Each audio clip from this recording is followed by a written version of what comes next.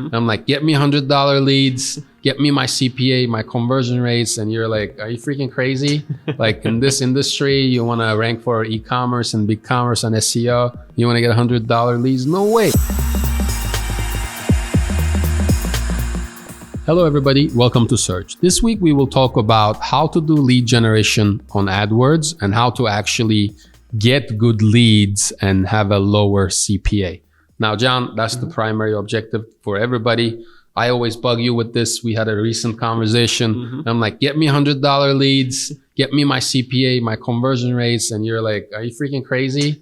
Like in this industry, you want to rank for e-commerce and big commerce and SEO. You want to get $100 leads? No way.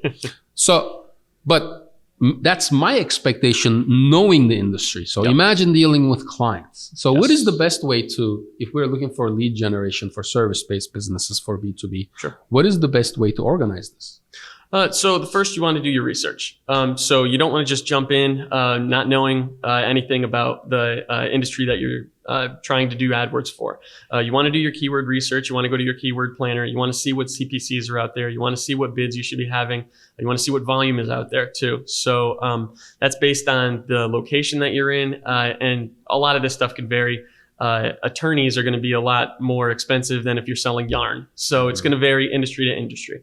So first you want to do your research. And then from there, you can devise a strategy to actually go into market, launch your campaigns, and then to try to hit that cost per acquisition that you're looking for. Got it. And for lead generation, it's very challenging, in my opinion. If we have to talk about outcome 7, we get leads, and we're pretty organized. Like we have a sales force, we have a CRM, we're tracking every single lead.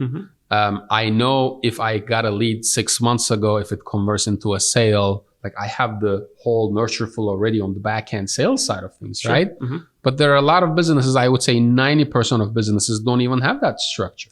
So when they do AdWords, they're like, well, we spent $10,000, but we didn't make any money. They wouldn't even know if they made money or not. How do you solve this challenge? To solve for that challenge, you're going to need to build that out for the customer. So they're going to need a CRM. They're going to need all of the components to actually do that. Google Analytics is a huge thing that can track just the basics on the website as well. So if you're running ads and you're running to a landing page or running to a website, you want to capture all that data, and all that data is very powerful. You could use that to to build other campaigns and to use that to leverage for additional cost per acquisition for other campaigns as well. Got it. And one of the things that, again, we discuss is, I'm going after like a bottom funnel lead, which is somebody who is interested in, let's say, a migration project. They want to migrate from BigCommerce to Shopify. That's very valuable for me. That could be anywhere from $20,000 to $100,000 for me, right? But most people are not ready to make that decision. So even though I want that primary call to action, which is the lead form submission, I would be just as happy if somebody lands on my page and I give them a lead magnet as an email opt-in. What do you think is the difference in terms of strategy on AdWords, or maybe the results, if I'm going after the really, really valuable lead, or if I'm going after kind of like a lead magnet submission? And how do you decide which strategy to use? I think that just AdWords is kind of built to drive people to websites.